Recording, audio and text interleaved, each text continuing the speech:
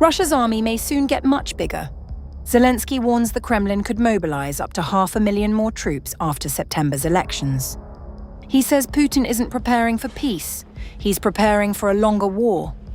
The question now is whether Ukraine and its allies can stop that plan before it begins.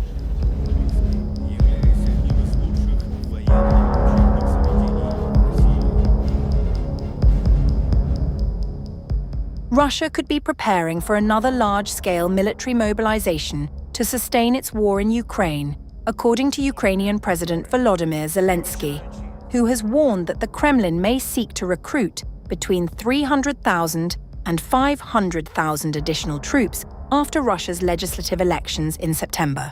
Speaking in an interview with Sky News on July 27th, Zelensky said President Vladimir Putin has no intention of ending the war and is instead preparing to expand Russia's military manpower. Putin is aiming to draft up to 500,000 troops to sustain his invasion. Putin is not ready to stop this war. The Kremlin leader intends to execute the mobilization not openly because Putin is afraid of his society, but our Western partners and Ukrainian forces can derail these efforts. Zelensky warned that the mobilization could begin in early October unless Ukraine and its allies intensify pressure on Moscow. This will become a big problem because he will count on mobilizing 300,000 to 500,000 people. He will do it at the beginning of October if we do not create problems for him with logistics, weapons, gasoline, diesel, and if our partners do not introduce total sanctions for his aggression. A day earlier, Zelensky also warned of expanding military cooperation between Moscow and Pyongyang. We also see Russia's cooperation with North Korea. Russia wants to bring in another 30,000 North Korean troops. Preparations have been underway in Russia's Voronezh region since June to receive them. In addition, North Korea is preparing to supply Russia with new launchers for ballistic missiles. The warnings come as Ukraine continues its long-range drone campaign against targets deep inside Russia, including repeated strikes on Wildberries, Russia's largest e-commerce company, disrupting logistics and commercial infrastructure. Meanwhile, Putin has signaled that Russia will continue pursuing its military objectives despite mounting battlefield losses. Speaking during an awards ceremony, the Russian president responded to calls from a senior lawmaker for a more aggressive campaign. But the question arises even bolder. And here, there are risks, the price of which is losses on the battlefield for us. Therefore, we will act carefully, but persistently and consistently, pursuing the goals set for the country, and we will achieve them. Separately, Russian news agency RBC reported that Putin has signed legislation granting the Russian Ministry of Defense and the National Guard direct access to civil registry data. This move also gives military authorities broader access to personal records for military registration purposes, fueling speculation that Moscow is preparing administrative mechanisms for a possible future mobilization.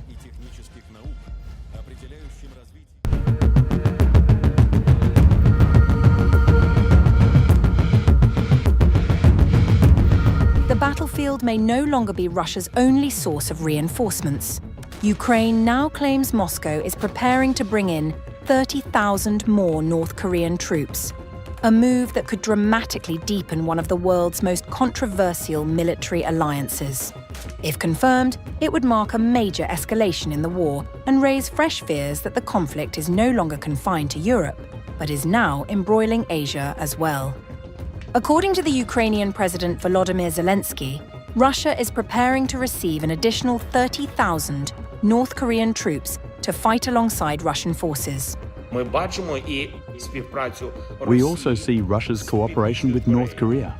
Russia wants to bring in another 30,000 North Korean troops. Preparations have been underway in Russia's Voronezh region since June to receive them. In addition, North Korea is preparing to supply Russia with new launchers for ballistic missiles. This is a threat not only to Ukraine. Russia is helping North Korea learn how to wage war, improve its weapons, and gain real combat experience in using them. All of this poses a threat to every country in Asia that lies within range of North Korean missiles.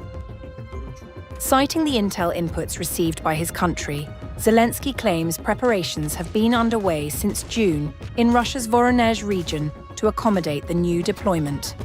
Zelensky vowed that Ukraine would respond to that threat. The latest claim comes after North Korea previously sent an estimated 14,000 soldiers to Russia's Kursk region under a mutual defense pact signed between Moscow and Pyongyang in 2024. Those troops were deployed to help Russian forces repel a major Ukrainian incursion into the border region. According to the Ukrainian president, Russia is helping North Korea learn how to wage modern warfare, improve its weapons systems, and gain valuable combat experience. He warned that this poses a threat not only to Ukraine, but also to every country in Asia that lies within range of North Korean missiles. If confirmed, the deployment would mark a significant escalation in defense cooperation between Moscow and Pyongyang. Over the course of the 4-year conflict, Russian President Vladimir Putin has increasingly relied on North Korea for artillery shells, missiles, and military support. Political scientist Oh Gyong-seob, a senior research fellow at the Korea Institute for National Unification, reacted to the claims saying, This is quite a plausible claim. It would be a win-win deal for both countries.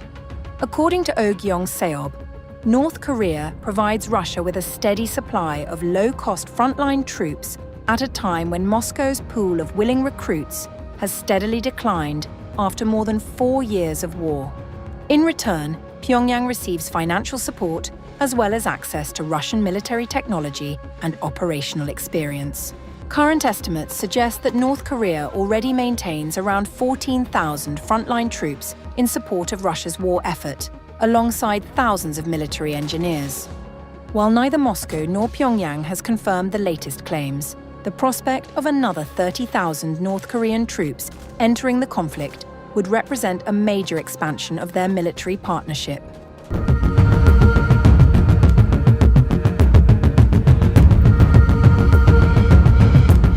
Russia is rewriting the story of its war in Ukraine, and this time, North Korea is being written directly into the history books. For years, Moscow either denied or avoided discussing Pyongyang's military role in the conflict. But now, Russian schoolchildren are set to learn about North Korean soldiers fighting alongside Russian forces, as the Kremlin moves to update its official version of recent history. According to multiple Russian media reports, Russia's unified school history textbook will be revised to include the participation of North Korean troops in combat operations during the war against Ukraine. The changes are currently being prepared by the Russian Military Historical Society, a state-backed institution responsible for shaping and promoting Russia's official historical narrative. Mikhail Mayakov, the Society's research director, confirmed that work is underway to update the textbooks. The previous edition was written and published before it was known about the participation of North Koreans in repelling the aggression of the Ukrainian Nazis against the Kursk region. Work is now underway to supplement the text. After months of silence and indirect denials, Russia officially acknowledged in the spring of 2025 that North Korean troops had fought alongside Russian forces during the war against Ukraine. The deployment came under a mutual defense pact between Moscow and Pyongyang. According to Reuters, North Korea is believed to have sent around 14,000 troops to support Russian military operations. Of those, approximately 6,000 are estimated to have been killed in combat. North Korean soldiers played a significant role in battles linked to Ukraine's incursion into Russia's western Kursk region in August 2024. Ukrainian forces managed to seize and hold parts of the border area for several months before Russian troops regained control of the territory in early 2025. Reports later indicated that North Korean personnel also participated in clearing anti-tank and anti-personnel mines left behind after Ukrainian forces withdrew from parts of the region. The textbook revisions will not stop there. Mayakov said Russia's military history textbooks for 10th and 11th grade students will also be expanded to include detailed information on the use of drones, new weapon systems, and battlefield tactics employed during what Moscow continues to call its special military operation in Ukraine. A smaller portion of that material is also expected to be incorporated into the broader unified history textbook used in schools across Russia. The revisions are particularly notable because one of the authors of Russia's official history textbook is Vladimir Medinsky, a former culture minister, presidential aide, and chairman of the Russian Military Historical Society. Medinsky has long played a central role in shaping the Kremlin's interpretation of Russian history. Russian media have previously reported that upcoming editions of the textbook series will also include sections explaining what Moscow describes as the causes of the war in Ukraine, as well as material covering the meeting between the Russian and American presidents in Alaska in August 2025. Since Russia's full-scale invasion of Ukraine in 2022, North Korea has become one of Moscow's most important partners, supplying not only troops but also artillery shells, rockets, and military equipment. In return, Russia has reportedly provided North Korea with financial assistance, food supplies, and military technology. Now, as the war continues to shape politics, diplomacy, and security, it is also beginning to shape the lessons taught in Russian classrooms, ensuring that future generations learn a version of the conflict that formally includes North Korea's role on the battlefield.